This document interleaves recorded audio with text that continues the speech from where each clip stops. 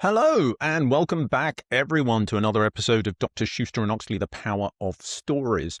Today, we are joined by Dr. Shalindra Vyakarnam. But before I introduce him and invite him to share his story, I want to talk briefly about something very important to all of us potentially, except maybe one person on this podcast: imposter syndrome. Throughout my career, I've suffered occasionally from imposter syndrome. I'll ask Helmut in a second whether he ever did. There were moments where I felt like I was swimming out of my depths, where I was daunted by some of the people around me, but I really tried not to show it. I tried to, in a very British way, just keep on sailing. What do they say? Keep calm and keep on swimming. We're given a lot of advice about imposter syndrome. We're told not to worry. We're told, actually, the reality is that everyone is flawed, uncertain, sometimes quietly panicking. We just don't necessarily see it, particularly when we first meet them. And even though they may seem talented, intelligent, and highly competent in ways that we just can't relate to, it's difficult sometimes to believe that that's true. You cling on to it nonetheless. But imagine, for example, my situation when I signed up to do a doctorate at Cranfield University. I was assigned this extraordinary mentor who became my supervisor. He was not only significantly more intelligent than me, he had been faculty at Cambridge University for what I can only describe as a very long time, and then he had come to Cranfield University. He had this reputation as being the godfather of hugely successful tech startups. He had a reputation for having started Cambridge University's incubator for entrepreneurs. And he had this incredibly comfortable presence, no matter who he was in the company of, world-famous entrepreneurs or young whippersnapper researchers with ideas beyond their station. He seemed comfortable in all of their company and took it all in his stride. Not only that, he could drive a Mini Cooper at alarming speeds around narrow Himalayan roads without crashing, which frankly I thought was a bit flashy and a bit show-offy, very unnecessary. You see, he rather undermined this reassuring idea that everyone is told that you go through life roughly with the same set of tools as everyone else. And then occasionally you come across someone who quite clearly has more tools than you do, more intelligence, more calm, more grace. So what do you do when you come across these individuals? I had a plan, and that was, rather than compete, rather than compare, simply to try and become friends. Perhaps try and take this individual into my network of advisors, mentors, and allow perhaps me to climb on his shoulders for a few years so that I could achieve a doctorate. And to my immense gratitude, that's exactly what he allowed me to do. So the trick, I think, is when you come across these individuals that burst the bubble of everyone is equipped with the same level of competence, you recognize their skills and exceptional skills for what they are. What you do is you listen and you collaborate and you try and find some way to complement them. You become something of a chameleon in that regard. And ultimately, you ask them to become a mentor, an ally, a friend. Helmut, do you have any thoughts? Yeah, I mean, in short, basically, I very much relate to imposter syndrome, but I also believe, and this is probably that we basically overdiagnose everything. We have a fancy name for everything: ADHD, imposter syndrome, which was basically went viral like probably only 6 years ago. But back to the core question is, was I ever in situations where I felt inferior, not well prepared? Well, that's the story of my life. But then I realized at one point in time, the only way to learn is to put yourself into this situation, to be with smarter people, to be with better people. That's growth, yeah? So I think there's something actually very good about feeling that way because it makes you better. Very well said. So let me introduce Dr. Shalindra Vyakarnam, a British academic of Indian descent, widely recognized for shaping the entrepreneurship education at Cambridge and Cranfield universities. A global mentor, educator, advisor, he works closely with founders and investors, clean tech ventures, bridging research and practice. An author himself, From Unicorns to Camels, was it that I read of yours? David, camels, tigers, unicorns. Camels, tigers, and unicorns. Bridging research and practice while strengthening the UK-India innovation ecosystem and supporting entrepreneurship worldwide. My former doctorate supervisor and Himalayan rally car driver, welcome to the podcast. Thank you very much, David and Helmut. It's a great pleasure for me to be here, and I'm sure it'll be a fantastic conversation with the two of you. Okay, so a few questions for you. What I normally do is, I think it's really nice for our audience to get to know our guest a bit better from a more personal side. And so I will ask you a few questions, nothing difficult, but things today they're really very interested in learn a bit more about you. So what is the one book you would recommend every one of your students? So if you could only recommend one book for a student to read, what is the book you think people could benefit the most? I think since we're in the broad spectrum of management right now, rather than, let's say, poetry or history or anything else, because there are a number of things going on in that part of my life as well. I think the one book that I'm going back to, which had come out some time ago, actually is the late David Graeber's book, Bullshit Jobs, and that's because it resonates hugely with my own strength of belief in the need for purpose, or the big why we're doing things, and how easy It's a little it is. dystopian, isn't it? But there's some truth in there. There is, and it just reminds you, especially when you're trying to spout off your wisdom at times, to thinking, wait a minute, hang on, what are you actually saying here? Where are people going with their lives? And we see the geopolitics of the world right now, and we think that it's lacking in purpose and meaning. And being with entrepreneurs all the time, I see lots and lots. I've just been reviewing 30-odd business plans, and you can see the difference between a well-written pitch, which is rooted in somebody's values and vision, and one that's just another app for something else, And God, you see the AI coming after AI, Yeah, yeah. And so the fashion thing, they don't deserve to last. Never mind will they last or not. But they unless we're meaningful and have purpose, it really is. And if we're talking about mental health issues, and David Graeber touches on that, doesn't he, in his work, saying the result of our stresses and strains that we feel in life is because we're losing purpose and meaning. Yeah. I mean, it's great very much recommendation. relates. Excellent, excellent. So the second question is the easy one, and really about what is actually your favorite cuisine other than Indian? Suppose you like Indian, but this can't be Indian.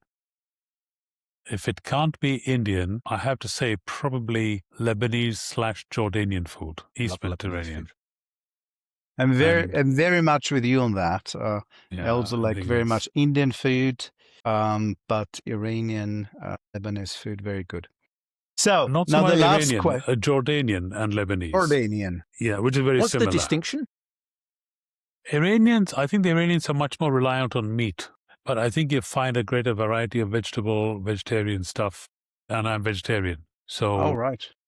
that's why the Lebanese Jordanian cuisine would attract me more than Iranian. Excellent. And last question is, and this is really a question which comes from my own inquiry, and we're very much interested in hearing from you about if you started your career again, let's say you're 18, 19, Gosh. what would you study, or would you study? Would you go to university? And if you did, what would you actually, and would you actually again go to university?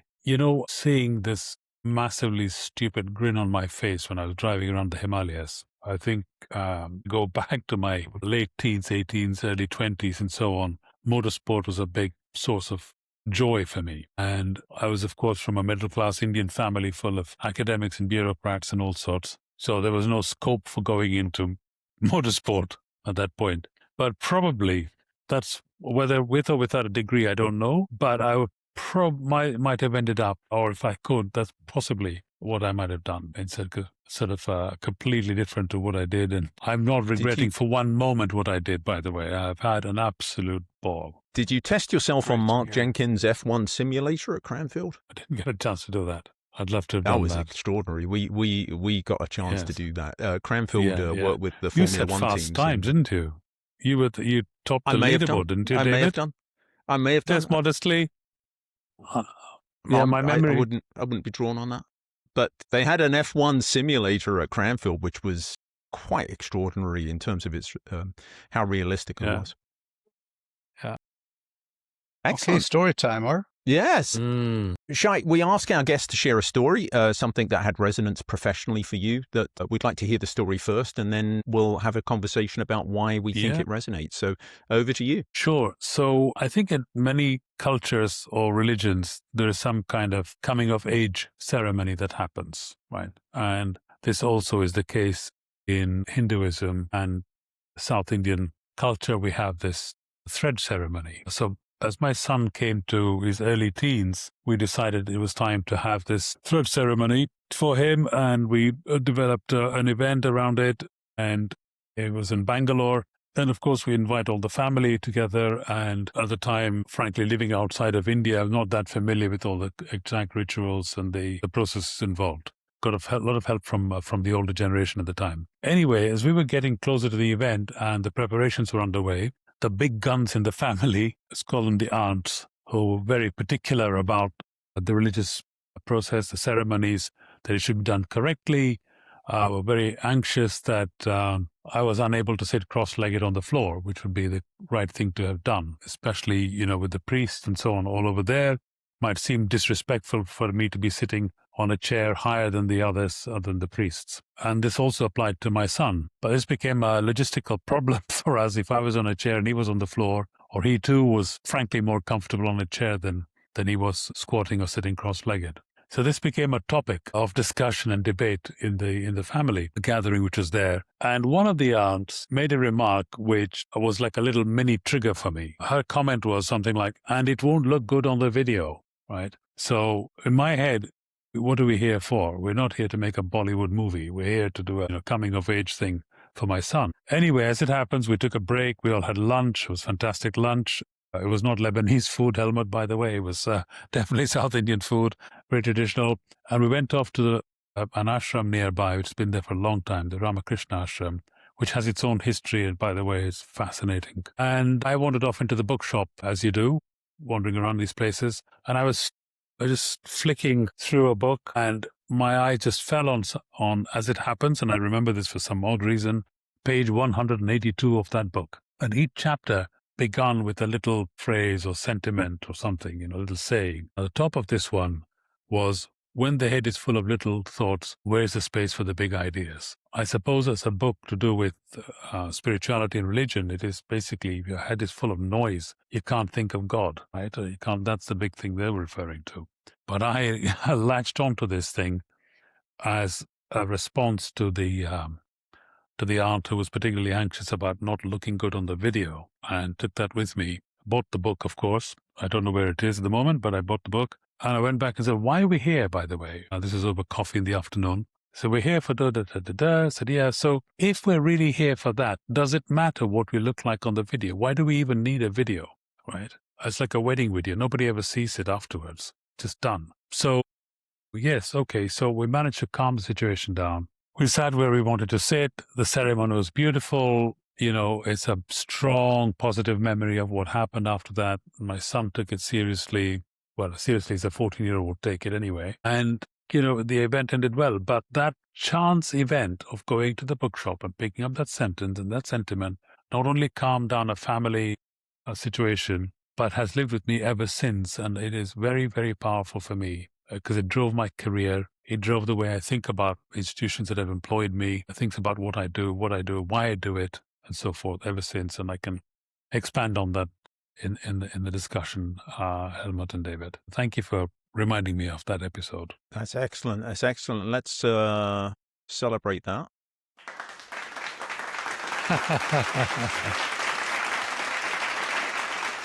I love hearing these stories. We've been fortunate over the 22 or so episodes that we run that we've come across some really inspiring stories that just reframe things and stay with you. You mentioned, Shai, that this had become a mantra for you over 30 plus years in entrepreneurship, and you even showed us earlier that it's on your business card. How has it become so significant? Well, I think for me, the need for purpose, the big why is really important. Without the big why, without the sense of purpose, meaning, what are we doing with our lives? That maybe I have to blame my parents. We all blame our parents for something or other. But in this case, I think certainly seeing how my father lived his life and what my mother did as well, just was inspiring to see them really utterly focused on things, a few things which they did, which gave them a lot of pleasure and gave a lot of meaning to other people. Stories that I was told by my father, the book readings that took place at home, his chemistry teacher who turned up in our home when we were living in London and read out a book that he translated of a character from one of the epics in India, Indian stories. All of these influences on me, my great-great-granduncle who became quite famous in South India as a civil engineer, Vishwesharaya, celebrated to this day around the Bangalore area, by the way. All of these sort of stories that came back down about our ancestors and who they were, that has kept filtering through to me. And I think this particular sentence resonated so well with me on that day. But it also meant that what I was doing also needed to have sense of purpose and meaning. And my children get a bit bored about this when I remind them that without that, it's really, really hard to wake up in the mornings. What the hell are we doing? I have to say I'm fortunate that I can wake up every morning feeling optimistic about the day. Even if I know there's 10 or 15 different difficult things to be done, I wake up optimistic. And I love the morning. Not a runner or a yoga or whatever, man, but I do wake up feeling like the day is looking positive for me. It's because I'm hoping that I will do something that I don't want to overdo it, but I do like the idea of purpose and meaning. You mentioned before that you're looking at many, many pitch decks, and you also mentioned your frustration about that you have to review so many pitch decks where you say, well, there's completely lack of values, I think you said, and purpose. Why do you think that is? Is it because kids want to be rich quickly, or there's a lack of general purpose? Is it education? Yeah, I think that society, since Milton Friedman's article was published in the New York Times on freedom and capitalism and has been misquoted ever since in various ways, I think has led us to this idea of shareholder value. And shareholder value is in every boardroom. You guys know that much better than I do. And I think that has meant that the idea of super wealth, super rich, the growth of unicorns and so on and so forth has just taken a grip on the media and now social media and influences our minds strongly. So the so-called Anglo-Saxon model, right, which I don't know what that means exactly, but let's call it the shareholder model, distinct from the stakeholder model, which is a much more Rhineland thing. You're kind of growing things together, or the Nordic thing where we're a community developing together. So this idea, the desire for wealth, and therefore the source of funding for that is venture capital, and venture capital is all about shareholder wealth. It's not about building businesses necessarily. And that just has a huge influence, and people think they can do stuff. I'm not 100% against those ideas, although they don't do anything for me particularly, because I think they're a good way of learning about business or a certain type of business. But again, how long do they last at the end of the day? I understand the need to put bread on the table, but there's a lot of different ways you can do that. That's not this kind of ugly, greedy stuff that goes on. So, Helmut, you sometimes say something along the lines of a solution. What is it? A product searching for a solution? Yeah. What I'm saying is, because I see so many pitch decks, they have a product that is in search for a problem with the purpose, rather than the other way around, yeah? And I would say there's only 10 to 20%, at least from my experience, is where they really take the time, the pitch deck, to saying, this is actually a problem that does exist. This is a problem, I think, does a contribution to the bigger society at large, and that's where I want to position this company. And I see Absolutely. I mean, there are some youngsters who do that very well, but most of them don't. Yeah, I would agree with that.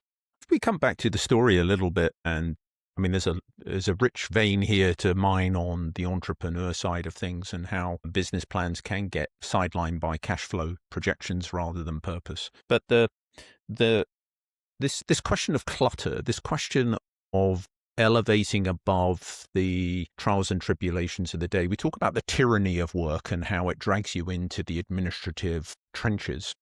Yeah. And how it can become very difficult to elevate above that. Helmut and I used to talk about this in corporate life, that you had to try and find space almost every day to get out of the trenches and say, so am I actually moving in the direction that I want to move in? Is this in service of something? As opposed to just become captive to the transactional aspects of it. Absolutely. Life, is that another interpretation of this call to pull yourself out of the melee of each day? Absolutely, David, absolutely. In my personal day-to-day life now, my biggest ally is ChatGPT. And as I begin to learn how to use it, I'm hoping it'll take over some of my other rubbish that I have to deal with on my, in my inboxes and my outboxes and my whatevers.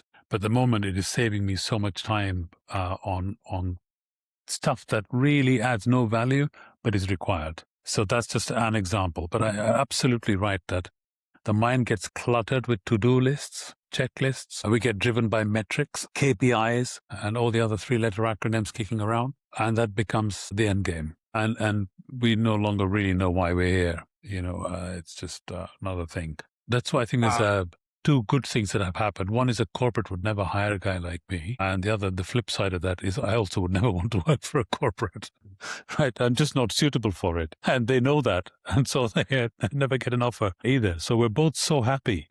All the times 1,000 and me, we're happy.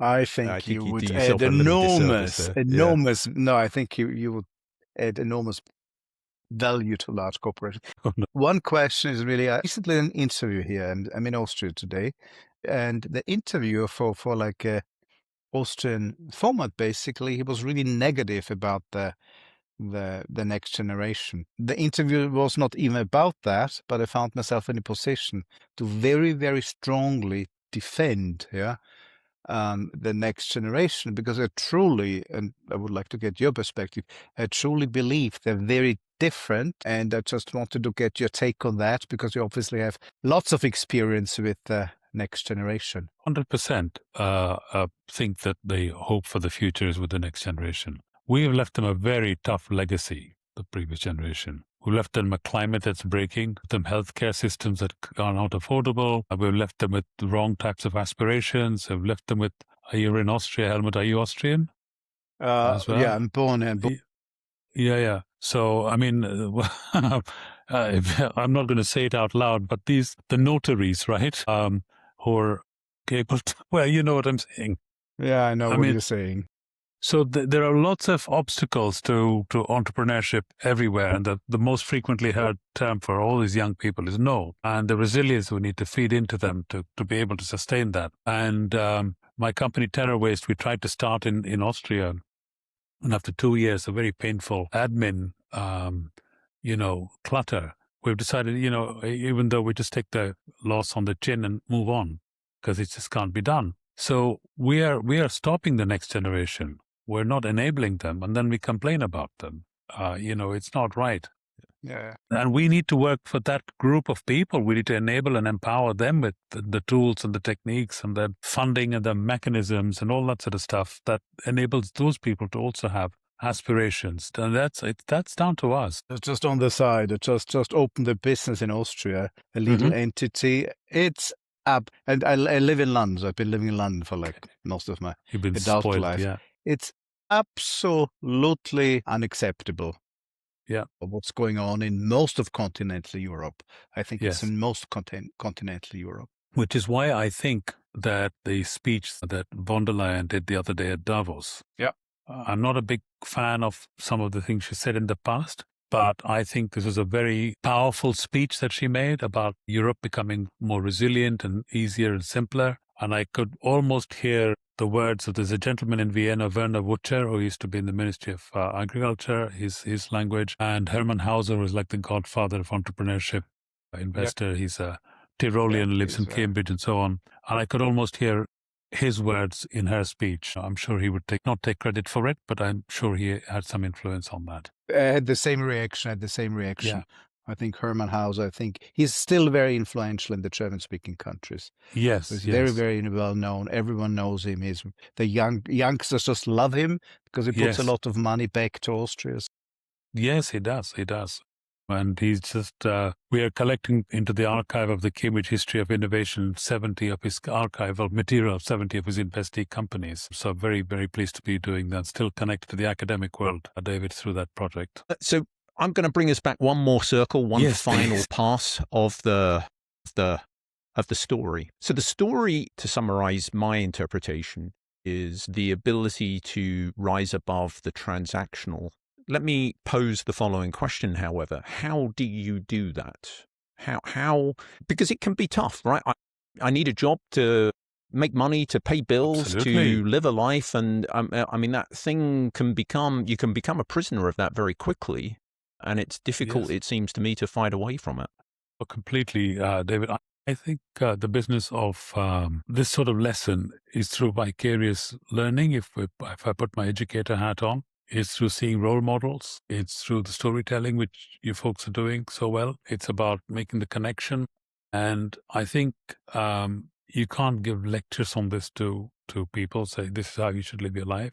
I think they just begin to absorb it, some kind of osmosis, if you will, of life, lived lessons, role models they respect, seeing how they are, stories that they hear, talking about that stuff.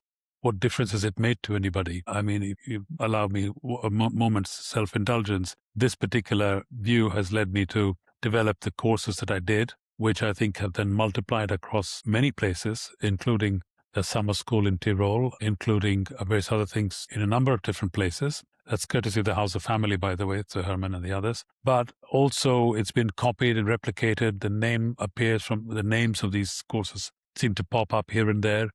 And I think overall, I have no hard evidence for it, but even at Reading University, one of my courses became mainstream for the whole university. It was 30,000 students a year at some point, right?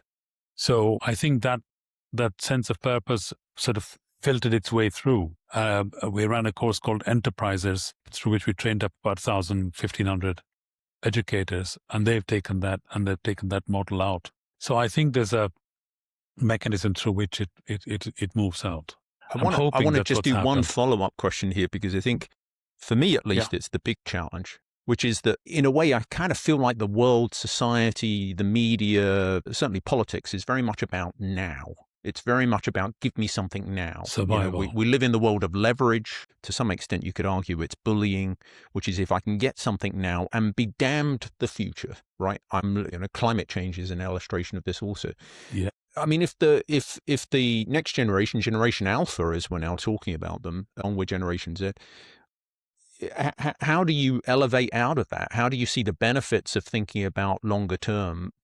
There's this lovely illustration, isn't there, that circulates about children that are given two sweets and told that they can have them both if they can wait 60 seconds, and how many of them can actually resist eating one of the sweets? Number, apparently. What's your advice to this? I think, first of all, understanding their context. Okay, if they're hungry, they're going to eat stuff. I know the greedy stuff, you talk about temptation, but I think on the bigger picture, if people are hungry and they need to put bread on the table, we can't talk about the day after tomorrow. We'll talk about the here and the now. And I think the world economy since 2008 or whenever it was has become one of resilience, survival. That's the overall mindset. And therefore, I will do what it takes right now because that's what I need to do. And I think so from there, little steps have to be taken. Said, okay, fine, you need to do that, but just think about this other thing or do this other thing, which will take you there. So it's a micro step at a time in that direction. I think that's all we can expect in that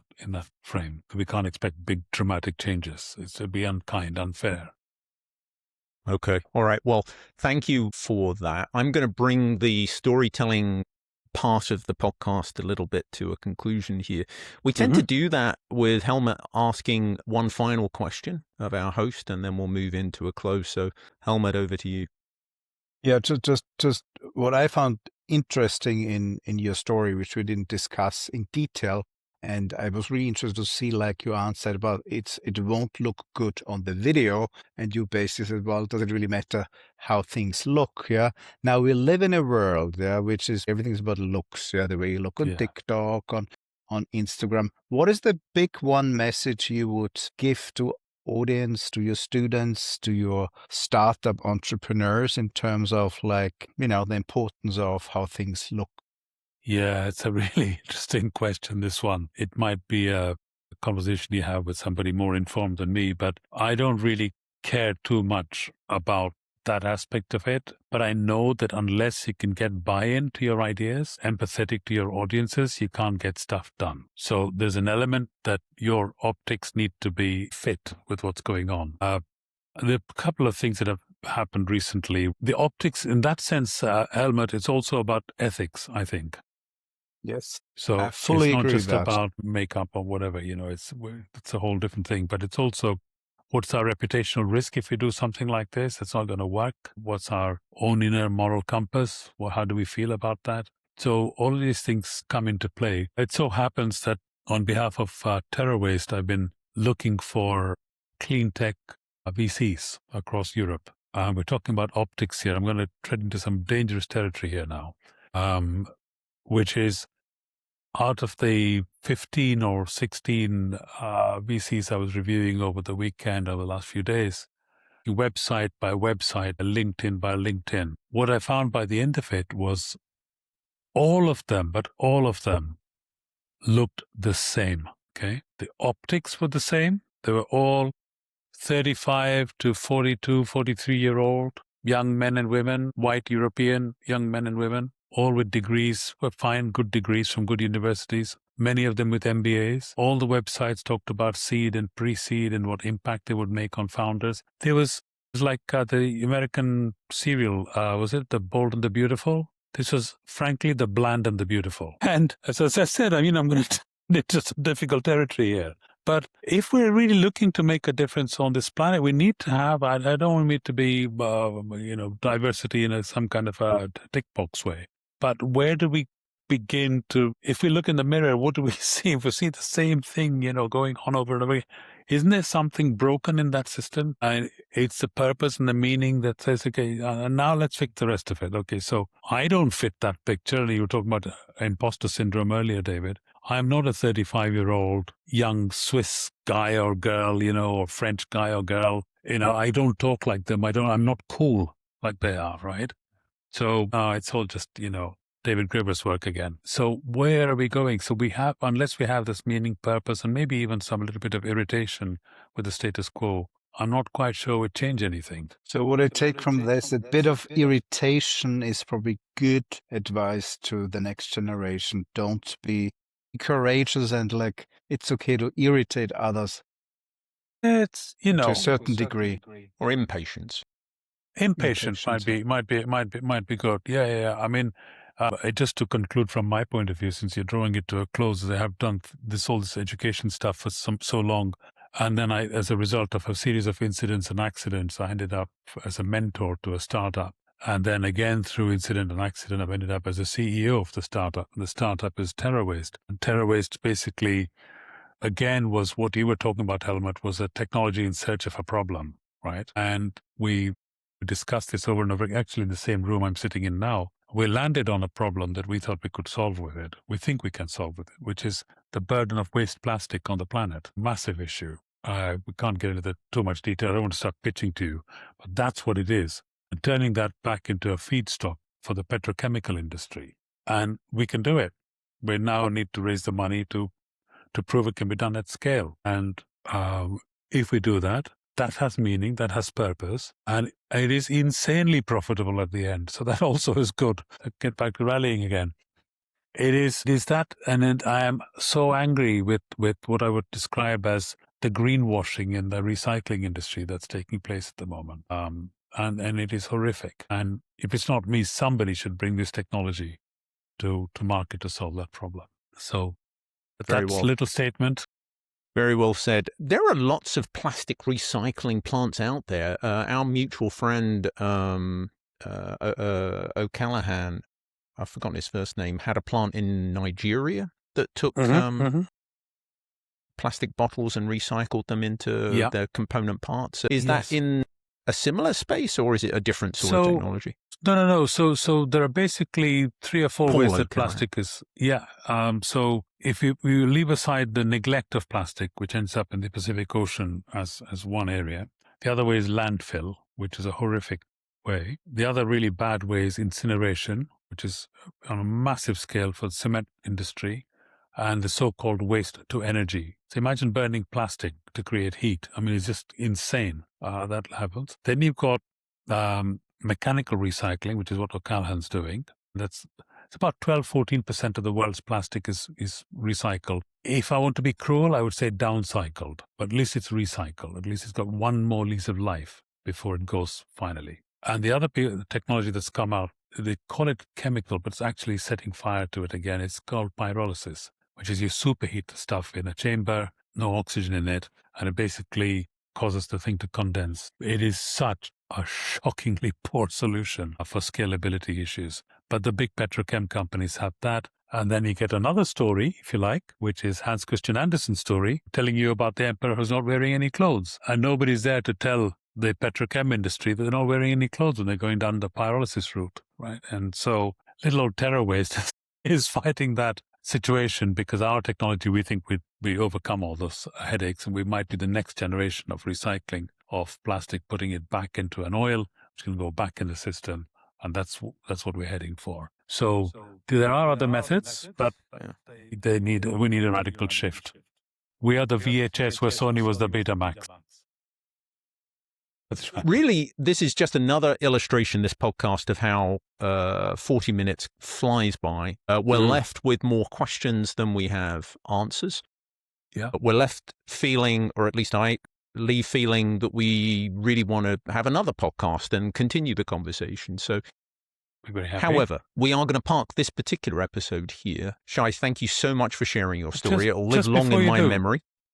David, just before you do, I did not ask you, David or Helmut, to introduce yourselves to me as, what is it you guys are doing? What's that 1 minute or 2 minute version of your story? It's funny you should ask that question, because we close each episode of these podcasts with a little bit of a pitch for the books and the other things that we're doing. Okay. So Excellent. I will now take that prompt. Helmut is very keen to tell everyone, and he asked me to do it on his behalf, that if you enjoyed this podcast and conversation, then you will love our books. We have 3 books out. They're focused on storytelling around how to help people unlock barriers in their careers, their professional lives. Started with a career carol with a proof of concept, which was built on the Dickens Christmas Carol format, but then provided a little bit of advice about launching into your career if you're stuck at school and feeling indecisive. We have a Groundhog Career, which is extraordinarily topical, given that a Groundhog Day is February the 2nd. Talks about, well, what if you're trapped in a repetitive day? To some very large extent, a Groundhog Career is our interpretation of your story, Shai.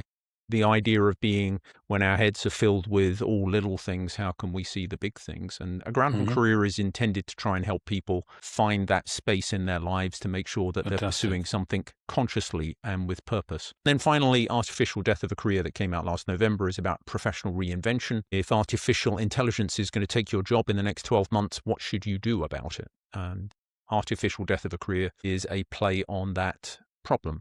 So we have 3 books out. Nice. There is secretly a 4th in development, but I'm not going to say anything about it unless Helmut wants to. But we have some very great podcast catalogs now. I'll provide a link to the other 21 or so episodes Please do that we have. Yes, please do. We very much enjoy those. We have a newsletter that goes out each month where we riff on various career-related. We talk about being career futurists. It's a bit grand, but what we're trying to say is what's going to happen in the next 12, 24, 36 months to jobs, careers, employment, and perhaps how do we prepare ourselves? Thinking about it very much from an individual's perspective, how do we navigate what is likely to happen? And then finally, we have some other social media activity around both LinkedIn and Instagram, which we very much enjoy. And we should mention the award-winning website as well, which now has a catalogue of all our backlog of newsletters. Fantastic. Well in a done. way, Shai, answers your question, but also allows me to close the podcast. With that, let me turn it back to you for final words. Shai, any final words? How was the podcast experience for you? It was so much fun. Thank you very much. Thank you for inviting me on and having a chat. Nice, lovely, relaxed, informal style, and digging into some deep issues at the same time. It's exactly what I like to do. So I enjoyed the conversation very much. And seeing the entrepreneur in you, David, leaking out, and meeting you, Helmut, also a great pleasure for me. Thank you very much. Look pleasure forward to talking staying to in you. touch, guys.